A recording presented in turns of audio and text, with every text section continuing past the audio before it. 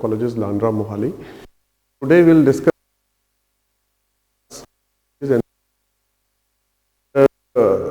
focus will be on the next generation wireless system and the standards. So, ends of the topic that we'll cover today is the first generation wireless standard, second generation wireless standard, third generation wireless standard, fourth generation, fifth generation, and then next generation wireless standard, that is the 6G.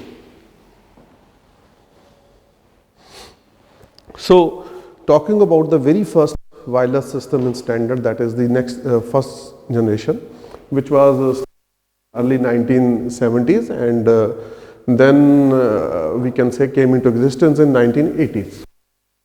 First fully automatic cellular phone system, and which started in 81. It was the analog system and was voice communication. We were not able to send the data at that time. Only focus was to communicate telephonically. We have seen the cellular phones or the cordless phones at your home. These were totally based on first generation wireless system standard. The modulation used was EMA and the frequency modulation. Then total access communication systems. In total access communication systems, the uplink and downlink frequency was of the range 8 to 915,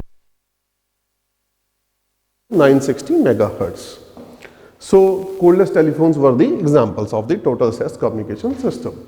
See, the Nordic mobile telephone system and the ETEX, these are both examples of first generation wireless system standard. ETEX is the advanced version of TEX system, that is the total access communication system. This is called European Total Access Communication System, which came into existence in 1983. So this was an improvement over TEX, that is the AMPS system. So यहाँ पर we are having the channel bandwidth 25 kilohertz instead of kilohertz in TEX system. The downlink frequency range was changed here. It was 917 megahertz to 933 megahertz. The uplink frequency was 915 megahertz used by the ETEX system. Many channels have been added in this for the support of voice communication, for increasing the subscriber support. There were certain issues related to the first generation wireless standard. As we know that we were able to communicate only voice, we were not able to send the data, and there was some of the flaws, like signal was very poor, and there was battery life was very less, capacity was not too much. There were issues of the security handoff, like we were not able to hand over the calls very frequently. So these issues were addressed to some extent by the second generation wireless system and standard, that is we all know is Global Systems for Mobile Communication, GSM. So this has been considered the most versatile digital system, which was launched by Finland in 1991, commonly known as GSM, that is the Global System for Mobile Communication. So this technology was the first who started digitized voice communication, along with many special features like SMS service, MMS service, fax, etc., along with international roaming facility. Second generation wireless standard was TDMA, that is the time division multiple access techniques, where the division channel of by the division of 8 time slots. It allows 8 calls on the same frequency. And on the other hand, the CDMA based technique, we were having the special codes which were transmitted to initiate the call on different portals. Here the data was transferred at the rate of S. Different TDMA technologies we used were the GSM, personal digital cellular technology, integrated digital in networks, and US digital cellular standards, that was 136, which was the speed of 6 kbps. And then the CDMA1, which is the interim standard IS 95 we were using, which we were having a capacity 8 to 10 times increased the AMPS, advanced mobile phone system. Now there were certain issues with the second generation standard also. The one was digital signal, which has a decay curve. So due to this decay curve of digital signals, there were some areas signal was not floated effectively and the signal was weak. Because of this, 2G can cover all the regions are the regions. So the downloading and uploading speed was also not up to the mark, and many had, you all know the 2G phones we were using, and data transfer rate was very less. So network coverage was also not up to the mark. We came with the intermediate wireless standard that was between the second and the third generation, that is the 2.5G and 7.5G. So 5G, friends, you must all, that is GPRS technology. So all with voice communication, we were able to introduce the GPRS services, that is the general packet radio access to the camera in this technology.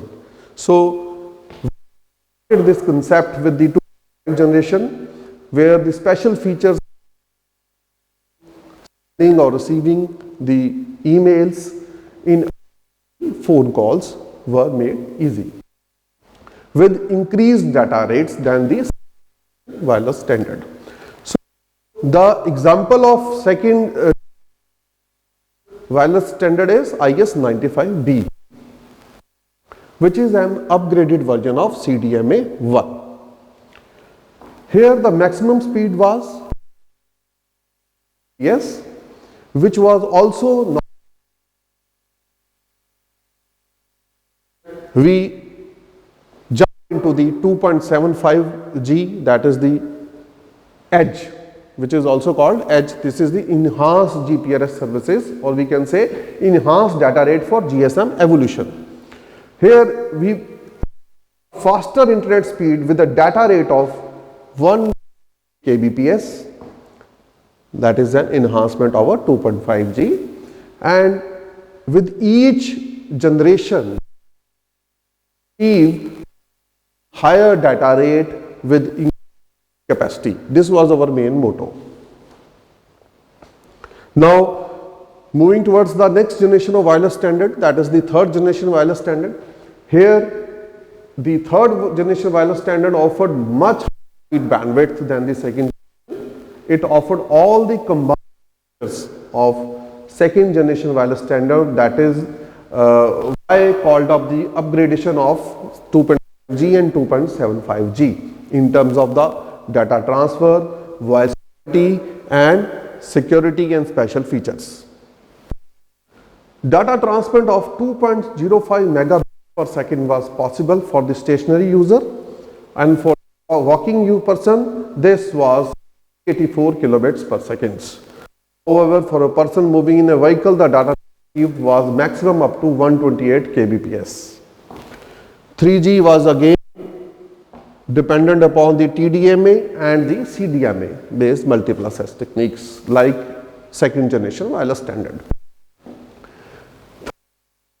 Technology makes use value-added services like mobile telephone, video conferencing, Wi-Fi hotspots connectivity, and many multimedia features.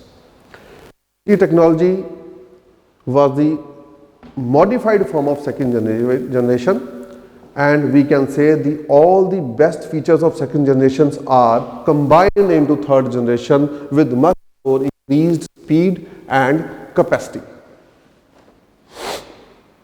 So this is the third generation architecture network. We can divide it into two parts. One is the radio access, second is the core network. So you can say that the radio access networks are your nodes, which are the base stations, and that has been connected to core network, which is having the that is the switching center, the GMSC, that is the gateway mobile switching center, and further that is the service gateway support node or the GPRS support.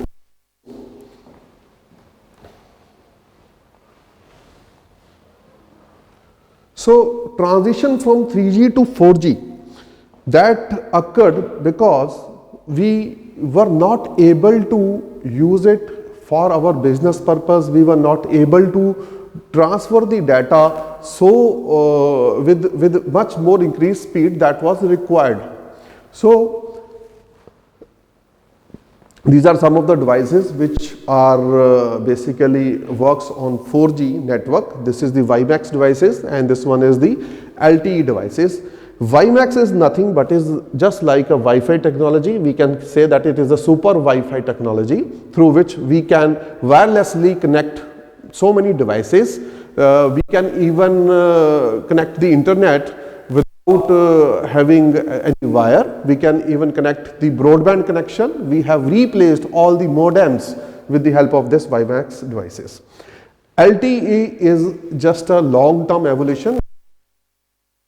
All the previous wireless standards and is able to communicate with much more enhanced features. So transition from 3G to 4G gave an impact on additional features with much more transfer of data. It has an excellent signal strength and is compatible with all the technologies like high bandwidth 5 to 20 megahertz with uplink and downlink speed increased up to 20 megabits. It worked on frequency band of 2 to 8 gigahertz. The multiple access technique used was FDMA or CDMA, that is also just like second generation and third generation wireless standard. So very high level quality of with easy access to social media, right? There was a facility of streaming of multimedia messages, audio or video messages. We could transmit very efficiently. So these features make it first choice to get connected with the world. So this was the 4G network which supported global roaming across the multiple wireless and mobile networks. So 4G, if I talk about 4G, is also called a magic. Why do we call it magic? So M stands for, this is mobile multimedia communication. So through mobile we can have the communication of all the multimedia services we can avail anytime, anywhere, anyone. So wherever we want to transmit the data and able to do it, there is a global mobility support. As I told you that international roaming is also made possible. Wireless solution, we can connect many devices with the help of 4G at a time and customized personal services, whatever the services we are requiring, that can be made possible with the help of 4G network. On this 4G, we are having types of technology, as I just told you, that is one is WiMAX, which is just a super Wi-Fi technology. Here we are able to have the voice over internet protocol with the help of WiMAX technology, and we have replaced the broadband connections and the which are also replacing the DSL, that is the digital subscriber lines modem. Now this is internationally recognized EEE standard, which is 802.16, and the Wi-Fi was 802.11. Now comes to the LTE. LTE is the long-term evolution. As I told you that why it is called long-term evolution, because it was supporting all the previous wireless standards with again increased speed and good amount of to transfer through the same channel bandwidth. So there was no of latency. We can say the LTE technology was using multiple input, multiple output antennas, which all corners of the region were covered, and maximum network done with this ratio. Single carrier FDMA is used to transmit uplink, is used to transmit the information from base stations to many subscribers. So up till 3G we were using FDMA and TDMA. In 4G we started using the single carrier FDMA and the OFDMA, that is the orthogonal frequency division multiplexing. Here the subscribers are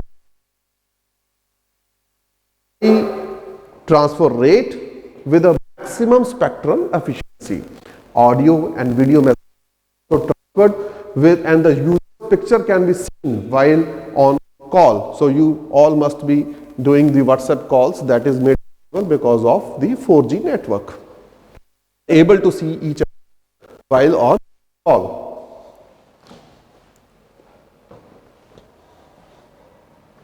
So these are some of the devices which works on 4G, WiMAX device and the LTE devices.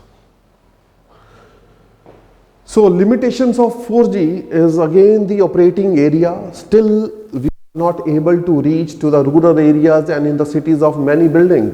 Of course, the cost was the prime concern, because the 4G phones which are supporting 4G technology were bit costly, and the poor and average cannot get, it gets difficult to buy the 4G devices.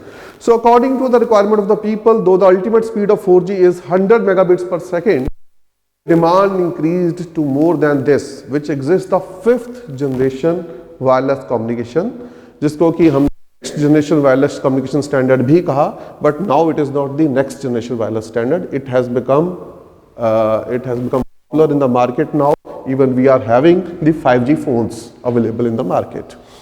So new generation wireless communication, we can say that is the currently we are using. This is the 5th generation, and as we are moving away ahead of the data transfer rates, security, network coverage, latency, spectral and energy efficiency, and many more features which are able to be achieved with the help of the next generation wireless standard 5G and the 6G networks. So 5G is in existence, 6G is we are waiting for that. In 5G we became reliable on millimeter wave technology for the seamless connection. A new network standard which is connecting machines and objects, equipments virtually, very enhanced in multi gigabits per second, having more reliability of data, improved efficiency and high network capacity. Qualcomm is the company that has played a major role for bringing 5th generation of wireless standard. The network is using again orthogonal frequency division multiplexing technique, just like 4G, to travel signal across multi-channels to reduce noise, and this makes it flexible and scalable to other technologies.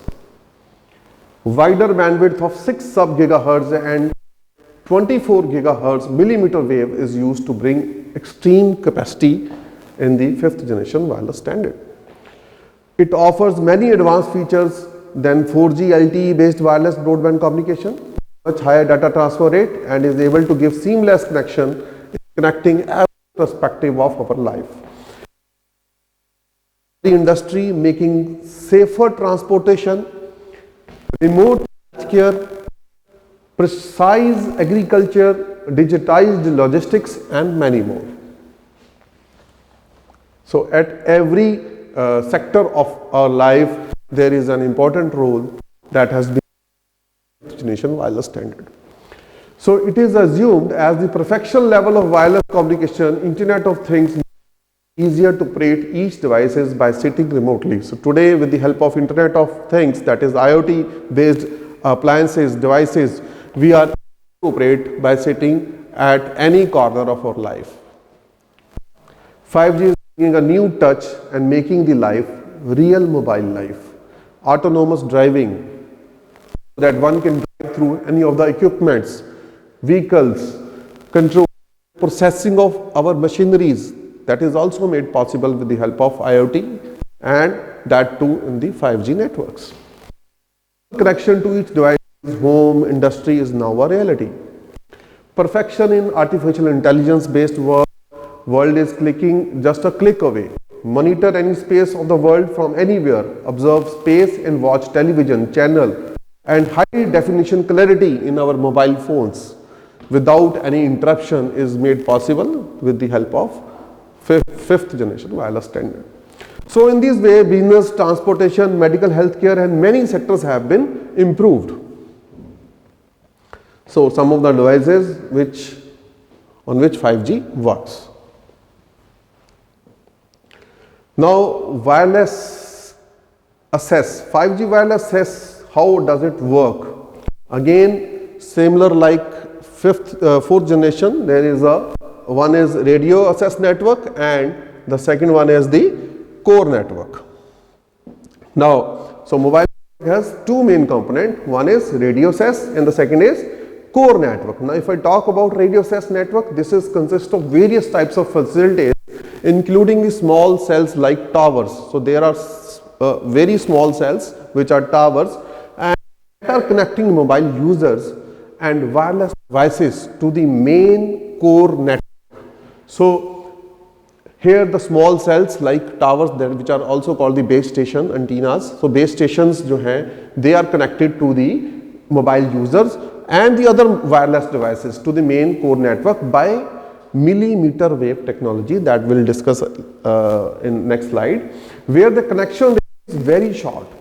So further, the small cells are then connected to the macro cells, that is the large cells, which are the multiple input, multiple output antennas that have multiple connections to send and receive more data simultaneously. Large number of antennas can be used to maintain good quality of signal, which is also called a massive MIMO. The core network, that is the mobile exchange and data network that manages all of the mobile voice, data and internet connections like MSC. For 5G, the core network is being redesigned to better integrate with the internet and cloud-based services and also includes distributed servers across the network, improving response time. So all the data is now transferred to the cloud. Many of the advanced features of 5G, including network function, virtualization and network slicing for different applications and services, will manage core network only. Now 5G is basically based upon the three technologies. One is millimeter wave. I have just told you that how devices which we are using nowadays works under 6 gigahertz speed. So included in this range, 5G uses new spectrum that is increased bandwidth, which is in to 300 gigahertz. That will be based on the millimeter waves only, and Apple is working on this technology under 28 gigahertz to 39 gigahertz. There is a small cell networks, as I just told you, that the towers that we are installed for the area are very are covering the coverage area is very small. So limitation of millimeter wave is it can be obstacles such as building, houses and cloud and plants absorb it. So as we have to cover the tower in such a way, there must not be any hurdle in between like buildings or the plants. For this purpose, small cell network is used. To remove this limitation, 5G uses 1000 of small cells network to boost this anywhere. Another concept is the beamforming. Basically, here we are having the towers which are used in our locality. They are omnidirectional antennas, means their signal can transmit in 360-degree direction, results more interference, due to which proper network is not achieved to everyone. So by using this beamforming cell towers can be able to provide the network to the specific users wherever it is required. Now, improvement on 5G, there can be 1 to 10 gigabits per second connection to the endpoints in the field, 1 millisecond and round trip delay, 1000 times bandwidth per unit area, 10 to 100 times number of connected devices possible. There is a 99.999% availability of the signal, 100% coverage, 90% reduction in network energy usage, and up to 10 years battery life for low power machine type devices. So these are the improvements which have been done. Features of 5G may, we can say the advanced billing interfaces of 5G technologies make active. The uploading and downloading speed of 5G technology is touching the peak. 5G technology is providing data in gigabits, which supports almost 65,000 connections at a time simultaneously. 5G technology network offering enhanced and available connectivity just about the world. So vision beyond 5G wireless network, that is the, if we talk about the next generation, that is the 6th generation wireless standard, that is our now concern. The world is looking towards the 6th generation wireless standard, where the data transfer rate will be much more than 5G and with enhanced features which will cover all the entire IP based core network. So ultimate goal, the ultimate goal is to get the maximum data rate. Whether we have started from the first generation wireless standard, the second generation, third generation, fourth generation, 5G and 6G, we have increased with the data transfer rate from the 20 kbps to the 500 kbps, then 2 mbps, then 10 mbps, 50 mbps and many more. So if we will be moving towards the 6th generation wireless standard, naturally we will be looking for the much more enhanced features, data transfer rate, low latency, high spectral efficiency and many more. So need is the seamless internet connection, wherever we are sitting we are able to communicate there only. So whether there will be some of the hurdles like buildings, plants, houses, anything, even we are, if we are stationary, on car, we are on any vehicle, we should be able to transmit our data at a much higher speed. So next generation, if I talk about the 6th generation wireless standard, it is the currently under development for wireless technologies, supporting all the services. It is the planned successor of 5G and will likely to be significantly faster than the 5th generation wireless standard. Based on developing trends of mobile communication, next generation wireless networks will have broader bandwidth, higher data rate and smoother and quicker handoff. Handoff is also a prime concern. While on call, if you are changing your respective location, that is from one base station antenna to another base station antenna, there must not be a disconnection, there must not be a call dropping. So to make it quicker handoff, we must have the mechanism to handle or support all the station antennas. There should be availability of the voice channels and the control channel there also. Focus on or ensure seamless service across a multitude of the wireless system and the networks. The key concept is integrating the 4G and 5G capabilities such as and being highly dynamic with all of the existing mobile technologies through advanced technologies. So we are not able, if we are not able to use the 4G and 5G sets in the 6G mobile sets, then it will be having no use. We have to make it cost effective. We have to have a very high efficiency with this particular wireless standard. So next generation wireless communication 6G, we are able to communicate at every points. We should have all the air interfaces which can help us to connect the entire world. So as a summary, if I talk about the world of wireless communication stands on the threshold of golden era. The choice of air interference technology is determining factor in realizing the full potential of 3G plus wireless vision. So future wireless network will need to support to allow sharing of resources among multiple users. So the 5G and 6G wireless network promises to fulfill the goal of personal computing and a vision that affordably provides high data rates seamlessly over a wireless network. So all in all, we are looking towards the seamless mobility, the seamless internet connectivity, and that too while roaming internationally. So seamless mobility in wireless network intends to integrate from satellite broadband connection to high altitude platform to 3G cellular and further 5G connections.